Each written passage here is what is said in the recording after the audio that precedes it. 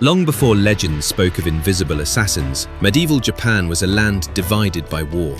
Powerful clans fought endlessly for control, creating the perfect conditions for a very different kind of warrior to emerge.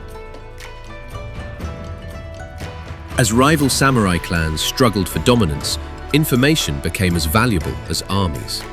Knowing the enemy's plans often meant the difference between victory and defeat.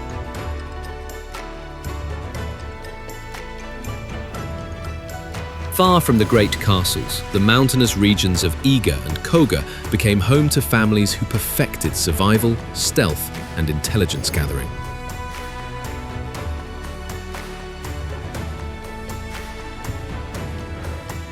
The people later known as ninja called themselves Shinobi. Their greatest weapon was not the sword, but secrecy.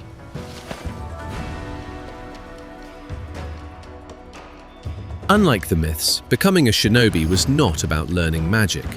It required years of disciplined training from childhood. Boys and girls alike learned endurance, observation, climbing, survival, and silent movement long before they ever undertook dangerous missions. The true purpose of the shinobi was intelligence. They observed castles, counted soldiers, studied defenses, mapped escape routes, and returned with information that could determine the outcome of an entire campaign. Popular culture often focuses on throwing stars, yet the shinobi relied far more on practical equipment: grappling hooks, ropes, lockpicks, smoke powders, disguises, maps, and simple climbing tools. Every item had a practical purpose.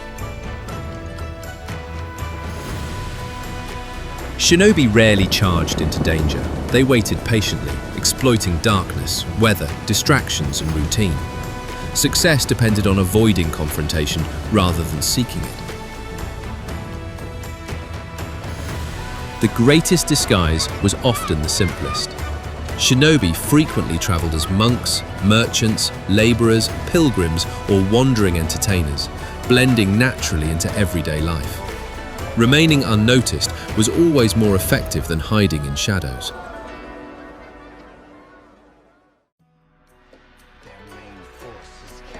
Powerful warlords including Tokugawa Ieyasu, Takeda Shingen, and Oda Nobunaga all relied upon intelligence networks. Shinobi gathered information, guided troops through unfamiliar terrain, delivered secret messages, and occasionally carried out covert operations behind enemy lines. In 1581, Oda Nobunaga launched a massive invasion against Iga province. Thousands of soldiers overwhelmed the mountain communities. Many shinobi were killed, while others escaped into neighboring provinces, carrying their knowledge with them.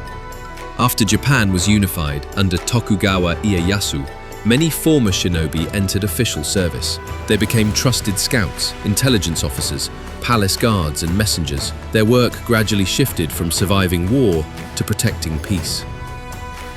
As Japan entered more than 2 centuries of relative peace under the Tokugawa shogunate, the need for covert warriors steadily declined.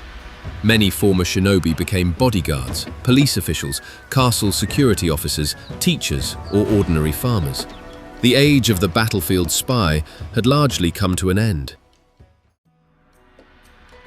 Modern films often portray ninja dressed entirely in black, wielding magical powers and impossible weapons. Historical evidence tells a different story. Real shinobi relied on patience, careful planning, practical equipment, and intelligence. Their greatest achievement was remaining unnoticed. Although the era of the shinobi ended centuries ago, their influence remains woven into Japanese history. Ancient manuals, surviving family traditions, archaeological discoveries, and historical documents continue to reveal the remarkable skills of these intelligence specialists.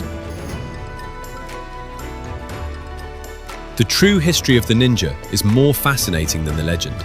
They were not supernatural assassins, but highly disciplined intelligence specialists whose patience, observation, and adaptability shaped the course of medieval Japan.